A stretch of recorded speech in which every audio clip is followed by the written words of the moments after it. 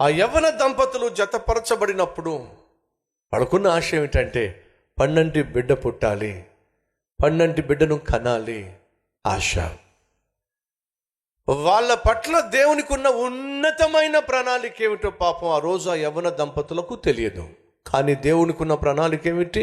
ఆ యవ్వన దంపతుల నుండే లోకరక్షకుడైన యేసుక్రీస్తుని లోకంలో ప్రవేశపెట్టాలి. అది దేవుని యొక్క మహాప్రణాళిక.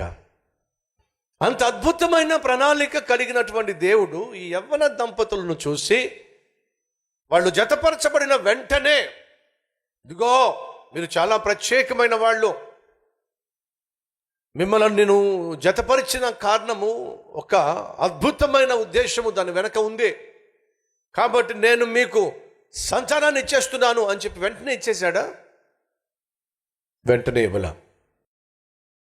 మరి దేవుని ప్రణాళిక ఉంది కదండి, వారి వెనుక ఉందే అన్నంత మాత్రాన వాళ్ళు అడుగుకున్నవన్నీ జరిగిపోయినాయా?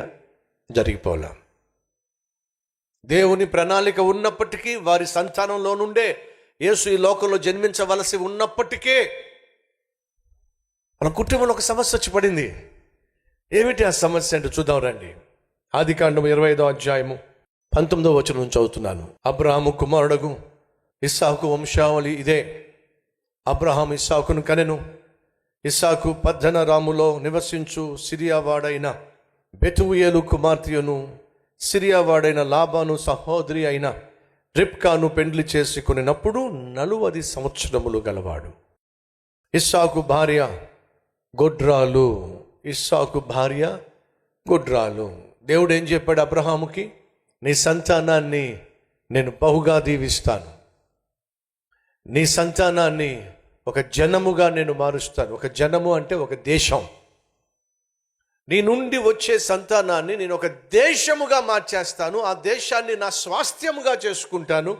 ఆ స్వాస్థ్యముగా ఏర్పరచుకున్న నా ప్రజల ద్వారా సమస్త జనులను నేను ఆశీర్వదిస్తాను. అబ్రహామా, నీ పట్ల నేను కలిగి ఉన్న ప్రణాళిక ఇదే. అంత గొప్ప ప్రణాళిక దేవుడు అబ్రహాము శారా పట్ల కలిగి ఉన్నప్పటికీ కూడా వెంటనే జవాబు రాలా, టైం పట్టింది. ఇస్సాకు రెబెకా వీళ్ళిద్దరూ దేవుని చిత్త ప్రకారమే వివాహం చేసుకున్నప్పటికీ వాళ్ళు అనుకున్నట్టుగా 3 నెలల్లోనో 4 నెలల్లోనో 5 నెలల్లోనో 6 నెలల్లోనో శుభ సూచకం ఏమీ కనిపించలా. సంవత్సరాలు గడిచిపోతూ ఉన్నాయి. ఏమిటో వాళ్ళు ఆశించినటువంటి ఫలం మాత్రం వాళ్ళు చూడలేకపోయారు. ఈరోజు మన మధ్య ఎవరైనా ఉన్నారా? నిరాశతో దేవుని సంధికి వచ్చిన వాళ్ళు, నిస్పృహతో దేవుని సంధికి వచ్చిన వాళ్ళు. ఏమిటో రోజులు గడిచిపోతున్నాయి, నెలలు గడిచిపోతున్నాయి, సంవత్సరాలు గడిచిపోతున్నాయి. కానీ నా జీవితంలో మాత్రం నేను ఆశించింది చూడలేకపోతున్నాను. దేవుడు నాకు వాగ్దానం చేశాడు, అద్భుతమైన వాగ్దానాన్ని ఇచ్చాడు. నా ఆశ భంగము కానేరదు అని సెలవిచ్చాడు. అడుగు వాటన్నిటికంటే అత్యధికముగా చేస్తానని మాటిచ్చాడు. ఎక్కడ నువ్వు అవమానపరచబడ్డావో అక్కడే నీ తల నేను ఎత్తుతాను మాటిచ్చాడు. నిన్ను ఆశీర్వాదకరముగా మారుస్తాను మాటిచ్చాడు. అప్పిచ్చువాడుగా చేస్తాను మాటిచ్చాడు. నీ గర్భఫలమును నేను దీవిస్తాను మాటిచ్చాడు. దేవుడు నీకు వాగ్దానం ఇచ్చాడు, దేవుడు నీకు మాటిచ్చాడు. కానీ ఈరోజు మాత్రం దేవుడు ఏ వాగ్దానం అయితే నీకు ఇచ్చాడో అది నీ కళ్ళ ముందు కనుచూపు మేరల్లో నెరవేరుతున్నట్టుగా కానీ నెరవేరబోతున్నట్టుగా కానీ కనీసం క్లూ కూడా కనిపించట్లేదు. ఫలితంగా నువ్వు నిరుత్సాహపడుతున్నావు, నిస్పృహకు లోనవుతున్నావు. వినో, దేవుడు నీకు ఇచ్చిన వాగ్దానానికి సంబంధించినటువంటి నెరవేర్పో నీ కళ్ళ ముందు కనుచూపు మేరల్లో కనుసైగల్లో కనిపించకపోతే నిరుత్సాహపడద్దు. ఎందుకని? అది నీకు కనిపించట్లేదు కానీ నా ప్రభువుకు స్పష్టంగా కనిపిస్తుంది. అది వాస్తవం. అది నువ్వు విశ్వసిస్తే ఎంత బాగుంటుంది. నాకు కనిపించట్లేదు కానీ మా డాడీకి కనిపిస్తుంది. ఆ ఇల్లు తగలబడిపోతుంది. 3వ అంతస్తు కిటికీ దగ్గర కుర్రవాడు నిలబడి రక్షించండి, రక్షించండి, రక్షించండి అని ఏడుస్తున్నాడు. ఆ చుట్టుపక్కల వాళ్ళందరూ వచ్చారు కానీ ఆ కుర్రవాడిని రక్షించడానికి ధైర్యం చేయలేకపోయారు. ఈ లోపట అక్కడికి పరుగు పరున వాళ్ళ నాన్న వచ్చాడు. ఆ బిల్డింగ్ తగలబడిపోతూ ఉంది. పొగ, మంటలు మొత్తం చెలరేగిపోతూ ఉన్నాయి. కుర్రాడేమో ఆ 3వ అంతస్తు కిటికీ దగ్గర నుంచి ఏడుస్తున్నాడు, కాపాడండి కాపాడండి కాపాడండి అని అరుస్తున్నాడు. అప్పుడు కింద ఉన్నటువంటి నాన్న అంటున్నాడు, బాబో ఆ కిటికీలో నుండి బయటికి ఉరికేసాయి అని చెప్పి అంటున్నాడు. ఆ కుర్రవాడికేమో వాళ్ళ నాన్న కనిపించట్లే. కారణం ఏంటంటే చుట్టూ మంటలు. నాన్న నువ్వు ఎక్కడున్నావో నాకు కనిపించట్లేదు నాన్న. ఆ తండ్రి అంటున్నాడు, నా కుమారుడా బాబు, నీకు నేను కనిపించకపోవచ్చు, కానీ నువ్వు మాత్రం నాకు కనిపిస్తున్నావు, ఉరికేసాయి అన్నాడు.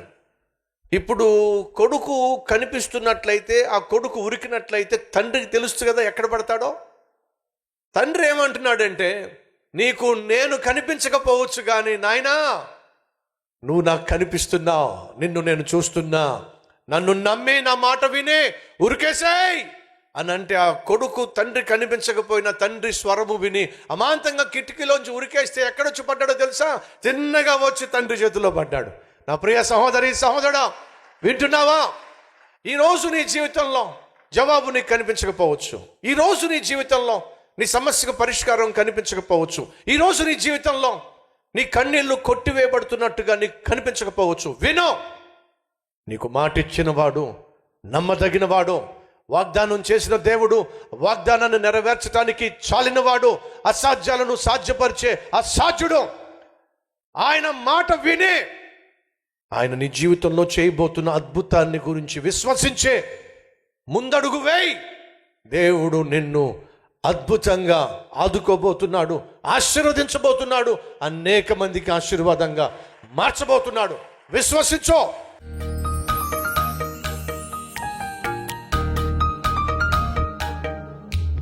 అయ్యా మాకు నెమ్మదినివ్వండి అయ్యా, నీ ప్రణాళికను నెరవేర్చండి నాయన, నీ చిత్తాన్ని మా జీవితంలో జరిగించండి నాయన. మీ నామ మహిమార్థమై మా జీవితాలను ఆశీర్వదించండి నాయన. ఆశీర్వాదకరముగా మార్చుము నాయన, కనికరించుము నాయన, కృప చూపించుము నాయన, కష్టములో నుండి విడిపించుము నాయన. ప్రతి ఒక్కరిని నీ సన్నిధిలో స్థిరపరచు నాయన.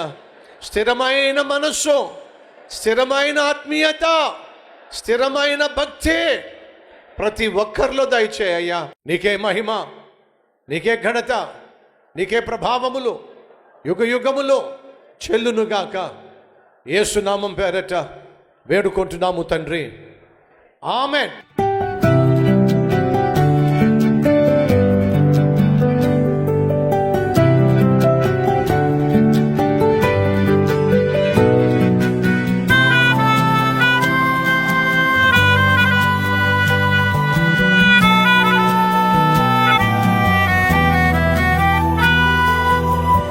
ఇది మొదలుకొని మీ జీవితంలో దేవుణ్ణి చూపించే అద్భుతమైన ఆత్మీయులుగా వర్ధిల్లాలని మనసారా ఆశిస్తున్నాను.